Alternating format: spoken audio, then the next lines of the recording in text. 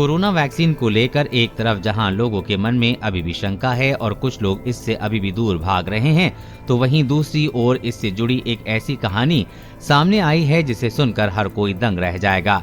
दरअसल 5 साल पहले हादसे में अपनी आवाज गंवाने और पिछले 1 साल से पूर्ण रूप से बेड रेस्ट में रहने वाले शख्स को जब कोरोना की वैक्सीन लगी तो उसके शरीर में ऐसा कुछ हुआ जिससे हर कोई दंग रह गया है। वैक्सीन लगते ही वो शख्स बोलने लगा और उसके शरीर में पूरी तरह से जान आ गई। वैक्सीन के पॉजिटिव साइड इफेक्ट का ये मामला झारखंड से जुड़ा है, जहां इस घटना के बाद डॉक्टर भी हतप्रभ हैं। हिंदुस्तान की रिपोर्ट के मुताबिक बोकारो जिले के पेटरवार प्रखंड के ओतासारा पंचायत के अंतर्गत सलगाडीह गांव के 55 वर्षीय दुलार चंद मुंडा एक हादसे के बाद 5 वर्षों से जिंदगी की जंग लड़ रहे थे। दुलार चंद मुंडा करीब 5 वर्ष पूर्व सड़क दुर्घटना में गंभीर रूप से घायल हो गए थे। इलाज होने के बाद दुलार चंद ठीक तो हुए, लेकिन एक साथ उनके शरीर के कई अंगों ने काम करना बंद कर दिया। इसके अलावा उनकी आवाज भी लड़खड़ाने लगी थी।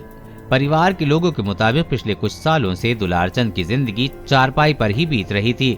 न तो उनके शरीर के कोई अंग काम कर रहे थे और न ही वो ठीक से बोल भी सक रहे थे।